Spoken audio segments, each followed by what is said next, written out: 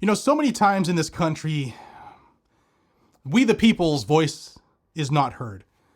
But sometimes when a major celebrity makes a push, it gets a lot more attention for some reason. Well, a huge, major celebrity is making a big push to have his Second Amendment rights restored, and he might be the one who can move the needle in this debate surrounding returning rights to nonviolent felons. You know, they've been released back into society after all. Welcome back to Guns and Gadgets, everybody. I am Jared, and this is your premier source for Second Amendment news. If you love constitutional commentary, news that matters about the right we love, and unapologetic defense of those rights, smash the like button, subscribe to this channel, and ring that bell notification so you never miss a beat. And today we're talking about a headline that's blowing up all over social media. And it's not about Congress, nor is it about the Supreme Court. It's about Jelly Roll, the country music superstar, and his fight to get his gun rights back. Now that's right, a famous musician, and by all accounts, a kind-hearted human. He just injected himself into this debate about felon firearm bans and redemption in America. Let's break it down. First off, who is Jelly Roll? Some of you might be saying, who the heck is that? Well, for those who don't know, Jelly Roll is a country artist here in Tennessee with millions of fans, known not just for his music, but for openly talking about his troubled past. He spent years in and out of jail with over 40 arrests for various offenses, including some serious convictions at age 16 for aggravated robbery and drug charges. He was tried as an adult. Now successful, very successful, he's using his platform to raise a controversial question. And he did this on the Joe Rogan podcast a couple days ago. Should a felon, even one with a serious past, be able to regain firearms rights once they've turned their life around? Now, Jelly Roll appeared on the Joe Rogan Experience the other day and explained his parole terms and how they prohibit him from ever owning, possessing, or even firing a gun, period. He's now filed paperwork to hopefully receive a pardon here in Tennessee from Governor Bill Lee. And he says if he does get a pardon, state law still will not fully restore his rights because Tennessee maintains a lifetime ban for violent offenders. He told Joe Rogan this. He said, there should be some path to redemption, even if it takes 30 years.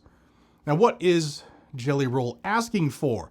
He wants to own a rifle so that he can hunt again, something he says has helped his mental and physical health.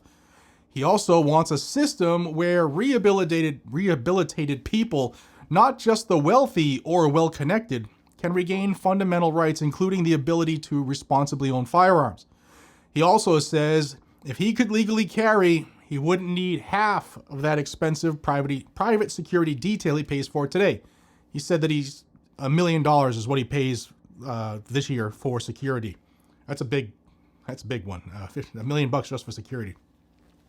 Now, before we talk about the people's response, I want to thank Patriot Gold for sponsoring this video. Gold has nearly doubled the performance of the S&P over the last 25 years. And since 2000, $10,000 in gold has turned into $127,000. And 10K in the S&P is 77K. So gold's been doing pretty good. Now, the message to the public is clear. Buying gold is a good idea.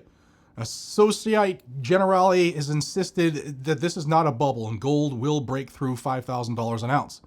China's 2025 gold purchases are likely 10 times higher than what's actually being reported. And then there are no one-off purchases. This is a steady and sustained accumulation for the next decade. The only currency that China or Russia can trust is gold, and that should tell you something. The monetary system is entering a period of profound transition. Gold's recent surge is not the end of the story. It's the opening chapter.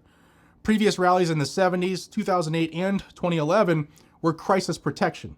And this rally is institutional, structural, driven by central banks and sovereign wealth funds. They're trying to buy up everything they can. And the wisdom tree has said that there's a quiet revolution taking shape in portfolios. And the decade-long 60-40 split is being replaced by the new 60-20-20 split with 20% in real assets like physical gold. Now, the best time to buy is ahead of the new year. Gold has outperformed the first 3 months of the last 10 years. And everyone's New Year resolution should be to buy some gold. Call the proud Americans of the Patriot Gold Group today before it's too late. Mention Guns and Gadgets and you'll always get the best in class service from Patriots protecting Patriots. Patriot Gold Group has the no fee for life IRA, where your IRA or your 401k can be in physical gold and silver, and you may be eligible for the no fee for life IRA on qualifying rollovers. Call 888-581-4989 for a free investor guide today. Patriot Gold Group is a Consumer Affairs top-rated gold IRA dealer for 9 years in a row. Call 888-581-4989. Links down below. QR code is right there. So thank you to Patriot Gold. Now, as you can imagine, back to this Jelly Roll story, reactions are everywhere online. Some say that Jelly Roll is right, that once someone has truly changed, they shouldn't be banned from their constitutional rights for life. Others hit back hard, pointing out that Jelly Roll's criminal history and calling this a dangerous precedent for others. Now, the politicians here love that line, but more on that here in a bit. Now, let's get to the core constitutional issue here. The Second Amendment doesn't just say that you can keep and bear arms as a privilege that depends on government whims. It says it's a right that shall not be infringed. That includes all law-abiding citizens. All law-abiding citizens. And if they are no longer serving their debt to society and they are law-abiding citizens, they should get their rights back.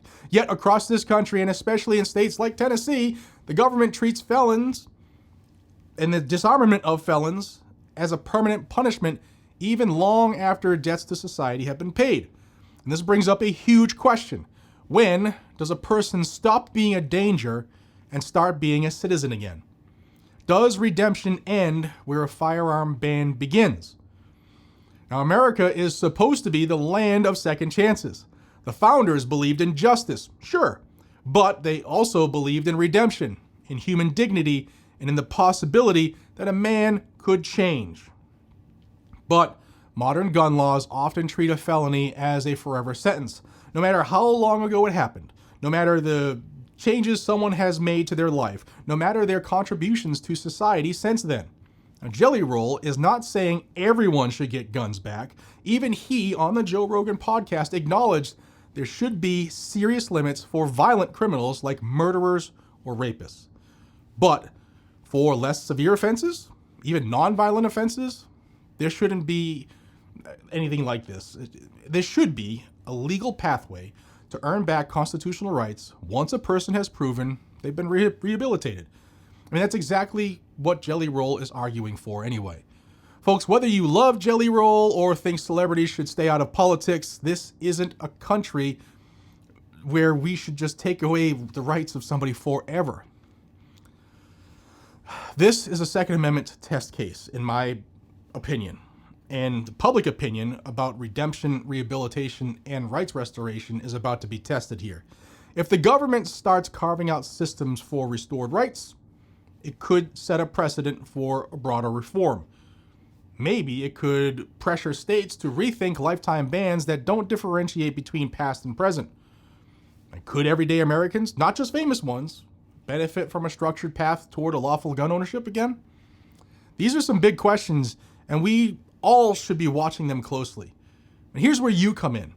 Drop a comment down below. Let me know, should a rehabilitated felon, nonviolent or whatever, be able to regain firearms rights? And before you just say, oh, felon, no, never again, you need to understand what a felony is.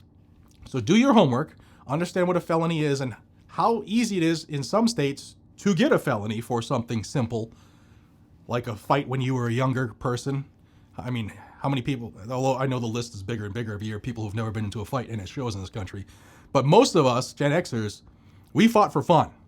And you could get a felony over that. So let me know what you think down below. Share the video with some friends and some family, and talk about this with each other. Tag your state legislators as well, and demand a meaningful path to redemption that respects the Constitution. Because at the end of this day, here, this debate right here is exactly why we engage in the fight for the Second Amendment every single day. We just don't forget about certain things. We want it all restored. It's the way the founders wanted it. Thank you for watching Guns and Gadgets, where freedom isn't optional and your rights matter. I am Jared, and I'll see you on the next video. Stay free, stay armed, and stay with the truth. I appreciate y'all. Have a great day. Take care.